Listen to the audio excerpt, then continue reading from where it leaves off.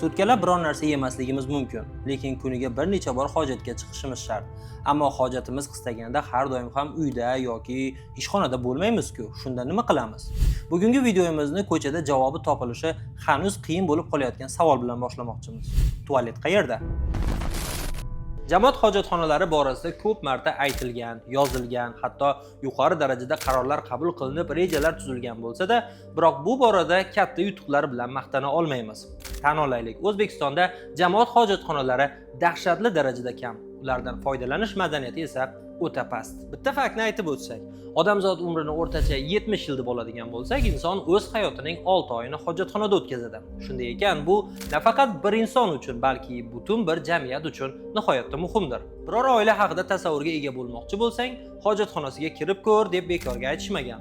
Hojatxona qanday qurilgani faqat bir oila emas, balki tashkilotlar, parklar, restoranlar, umuman butun bir mamlakat haqida ham yetarlicha xulosa chiqarishga asos bo'lishi mumkin. Ancha vaqtga qadar bu mavzu haqida bizda rasman gapirilmadi. Go'yoki muammoimiz yo'qdek edi. 2018-yil boshida O'zbekistonda hojatxonalar xizmatini yaxshilash bo'yicha katta islohotlar o'tkazilishi reja qilinayotgani ma'lum qilindi. Hojatxonalar juda kamligi tan olindi va ularni yaxshilash bo'yicha qator choralar rejasi tuzib chiqildi. Mana shu videoni ko'rayotganlar o'zlari yashab turgan hududlari misolida bir o'ylab ko'rsinlar. Qaysi shahar yoki tuman markazining biror ko'chasida yangi jamoat hojatxonasi qurildi yoki eskilari talab darajasida ta'mirlandi? O'zi jamoat hojatxonasi bormidi? Katta ehtimol bilan bu savollarga ijobiy javob yo'q. Shunday ekan, hali bu borada qiladigan ishlarimiz haddan tashqari ko'p. Hojatxonalardan foydalanish madaniyatimiz ham o'ta og'riqli, doimiy targ'ibot va alohida tarbiyani talab qiladigan masala. Har qanday hojatxona ham bir pasda rasvo qilib tashlanadi. Nima topsak tashlaymiz, nos chekamiz, tuflaymiz, xullas o'zimizdan keyin tozalab chiqmaymiz. Bu borada islohotlarga muhtoj ekanmiz, qarz doimo ikki qo'ldan chiqishini unutmasligimiz lozim. Shu o'rinda aytib o'taylik, jamoat hojatxonalarini qurish tadbirkorlar uchun ham foydali bo'lishi kerak.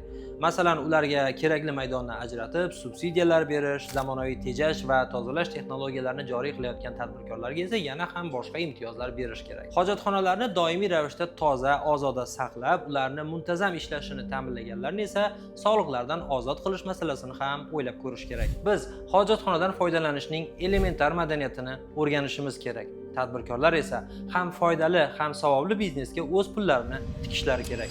Xo'sh, dunyoda jamoat hojatxonalariga munosabat qanday? Masalan, Yaponiyani olaylik. U yerda jamoat hojatxonalari qog'oz, sovun va turli xil antiseptik vositalar bilan to'liq ta'minlangan va eng qiziq jihati, u yerda bunaqa hojatxonalarning deyarli katta qismi mutlaqo bepul. Yaponiyadan farqli ravishda Germaniyada hojatxonalarning aksari pulli bo'lib, o'rtacha 50 sentdan 1 yevrogacha to'lanadi. Italiyada esa bu $1 atrofida. Janubiy Koreyaga borsangiz, ko'chada hojatxona qidirib ko'p vaqt sarflashga umuman hojat qolmaydi. Sababi u yerda jamoat hojatxonalari tarmog'i shunchalik zichki, ular har bir urushda, ayniqsa Seul va Busan kabi yirik shaharlarda uchraydi. O'zim ham Seulga borganimda bunga shaxsan guvoh bo'lganman. Janubiy Koreyada har qanday savdo markazi mehmonlarga qulay hojatxonalar taqdim etishni o'ziga sharaf deb hisoblaydi. Ular har qavatda bo'lib, odatda dizayni va jihozlari bilan farq qiladi.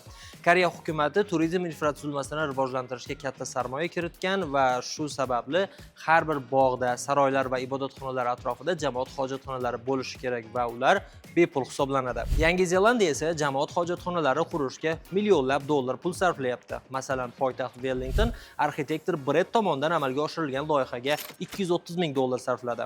Bu loyiha Lobster hojatxonalari nomi bilan mashhur. Arxitektorlar ularni Kumitoto hojatxonalari deb atashadi. Kabinalar betondan qurilgan va qizil po'lat plitalar bilan qoplangan. Ular haqiqatan ham Lobster qopig'iga o'xshaydi va bu dizayn yaxshi tabiiy shamollatishni ta'minlaydi. Endi O'zbekistonga qaytsak, hojatxonalar-ku qurilar, lekin ulardan foydalanishchi?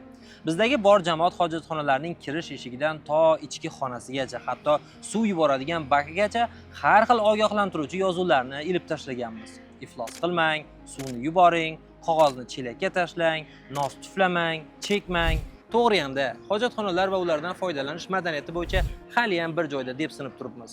O'zbekistonda umumiy hojatxonalar muammosi o'ta jiddiy. Buni ochiq tan olmay ilojimiz yo'q. Pulli bo'lsa ham jamoat hojatxonalarini ko'paytirishimiz kerak. Ayniqsa shaharlarda, aholi gavjum joylarda butun bir ko'chalarni aylanib ham bunaqa joylarni topa olmaymiz. Topganimiz ham ko'ngildagidek emas. Axir biz ham kundan kunga rivojlanyapmiz, sayyohlar ko'payapti. Shunday ekan, inson hayoti uchun eng elementar ehtiyojni ko'paytirishimiz kerak. Butun dunyo foydalanayotgan biohojatxonalar, ko'chalardagi ko'chma kabinalar biz uchun hali ham begonaligicha qolyapti.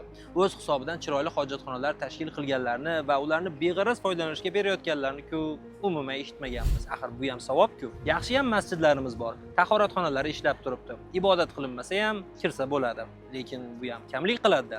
Sababi aholimiz soni kundan kunga oshib boryapti. Bunaqa holatlarga o'zimiz o'rganib bo'lgandirmiz, ammo mehmonlar oldida har doim ham yuzimiz qizarishi bor haqiqat.